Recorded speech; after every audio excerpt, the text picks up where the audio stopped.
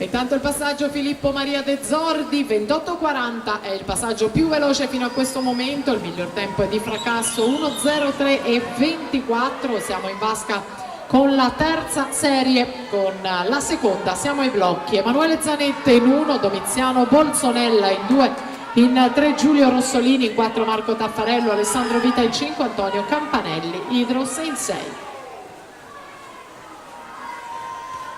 Filippo De Zordi ancora davanti, andiamo a vedere il tempo del protagonista del Veneto Banca Montebelluna, 1:01:73, da lui in testa alla classifica provvisoria.